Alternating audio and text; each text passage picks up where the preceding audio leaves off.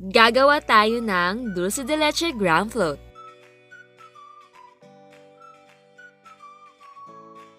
Ito ang ating mga sangkap. Meron tayong graham crackers, all-purpose cream chilled overnight, Dulce de Leche chilled overnight, vanilla extract, gelatin optional,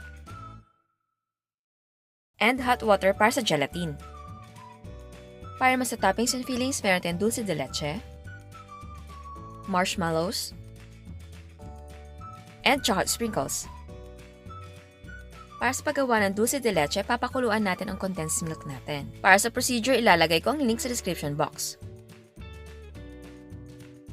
Kung ayaw yung pakuluan ng condensed milk, pwede yung gawin ang 15 minutes dulce de leche. Para sa procedure, ilalagay ko ang link sa description box.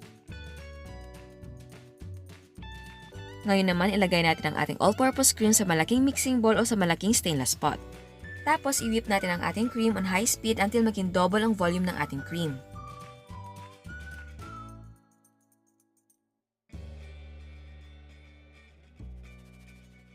So ayan, nag-double na ang volume ng ating cream. Let's add the vanilla extract and gradually add the dulce de leche. And then i-whip natin siya for another 2 to 3 minutes.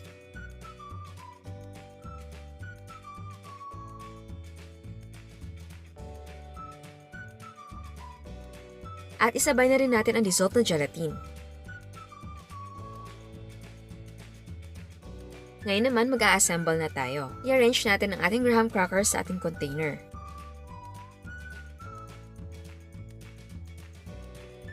Tapos, palagay tayo ng half cup ng ating cream mixture.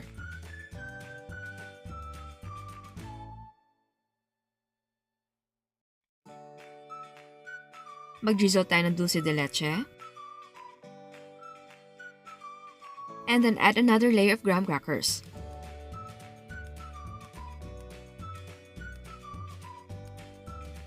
Tapos palagay tayo ng another half cup ng ating cream mixture.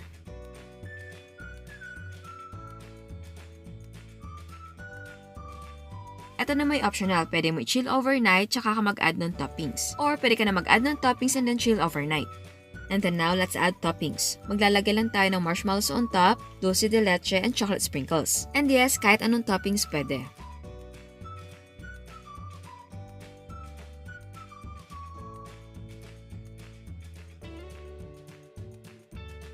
At eto na ang ating dulce de leche graham float. At bago tayo mag-taste test, sa hindi pa nakasubscribe, please subscribe sa ating YouTube channel. And please click the notification bell para ma-notify ka sa mga bagong uploads. So ayan, titikman natin.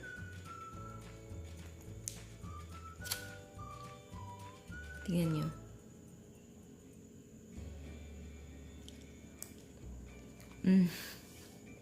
Oh my God! Ang sarap!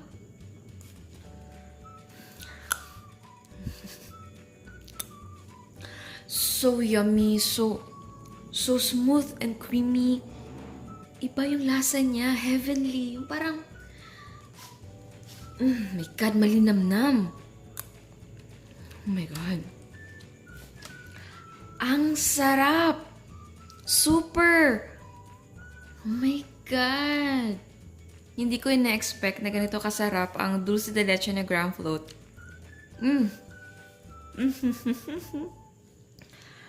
Ang sarap! My God! Uulitin ko to. Ang sarap na. Yum! Oh my God! Yum talaga. Hindi ko talaga akalain na ganito siya ka-yummy. Ang sarap niya.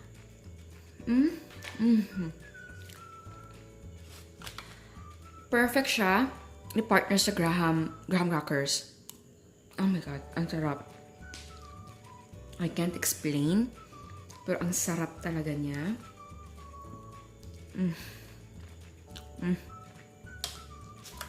Super yum. Ang sarap talaga.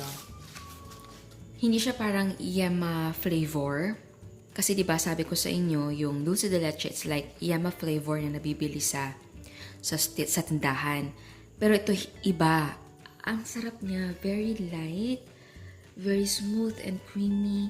And then, andun pa rin yung dulce de leche na lasa. Pero, mas sumarap kasi dun sa cream natin. Basta, ang sarap. Oh my God.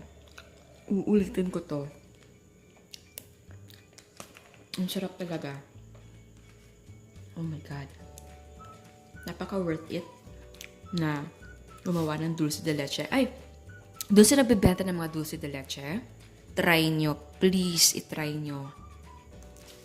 Ang sarap niya talaga. Oh my God. Ang sarap. Kahit wala ng marshmallows. Kahit wala ng sprinkles. Ang sarap niya. At lang kasi, decoration. Pero, yum. Sarap.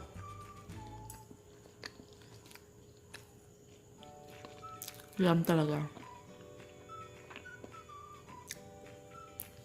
And again, mahilig akong gumamit ng gelatine dahil ayaw ko na runny yung aking cream. Gusto ko ganyan. Hindi siya runny. Pero ang sarap ng dulce de leche ground float natin. Yum. As in yum. Pag may mga reunion or gatherings kami mga friends ko, ay, gagawin ko to. And pwedeng idagdag sa ground floats negosyo ninyo.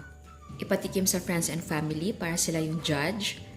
So it's either magugustuhan nila or magsasuggest sila. Pero ako, mamimigay ako sa friends and family ko bukas dahil nagustuhan ko talaga yung ating dulce de leche. Parang bago kasi sa akin ito eh. Naisipan ko kasi na gumawa ng dulce de leche ground float dahil meron ako natirang dulce de leche. So sayang naman. So sabi ko, why not gawin nating ground float? So ayan, ang sarap ng dulce de leche ground float natin. Promise yan. So ayan, ciao! At eto ang mga prices ng ating mga sangkap. And again, pwedeng gumamit ng mga gusto nyong brands.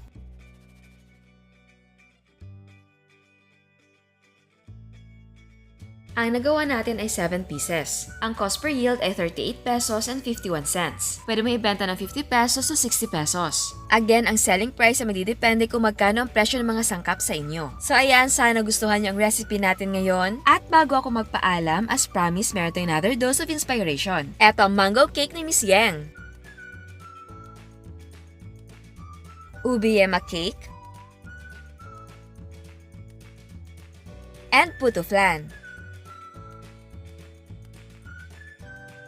Eto naman ang mga cakes ni Miss Apple.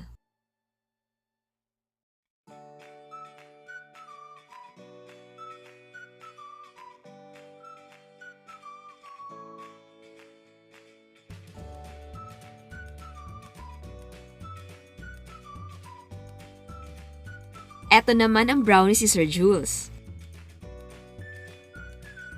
Meron siyang maha. At eto naman ang kanyang mga cakes. Ang sabi niya, recipe ng Kusina Chef ang gamit niya. Pero syempre, gaya ng ibang viewers, meron siyang personal touch. Kita niyo naman sa mga gawa niya.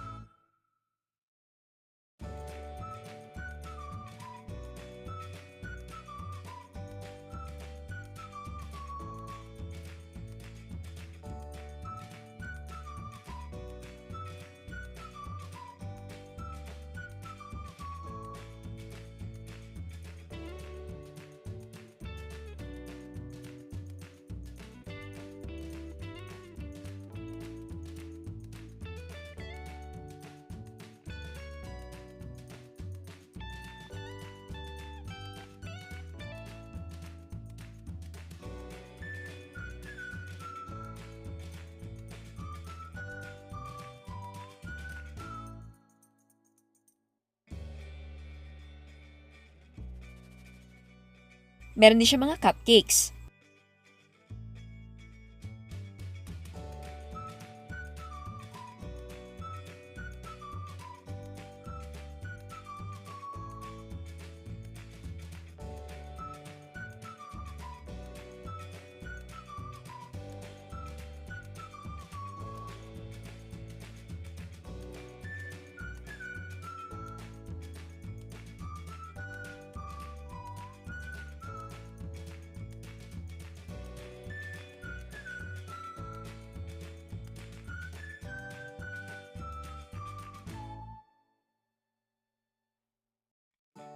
Again, salamat sa pagpapadala niyo ng mga photos. Sa mga viewers dyan na laging nanonood at hindi pa sumusubok ng mga recipe natin, siguro kulang lang ng konting push para maging confident. Sana maging inspirasyon ninyo ang mga sender natin na sumubok at nakuha naman nila. So ayan, sa hindi pa nakasubscribe, please subscribe sa ating YouTube channel. And please click the notification bell para ma-notify kayo sa mga bagong uploads. And please don't forget to like our Facebook page and follow us on Instagram. Thank you!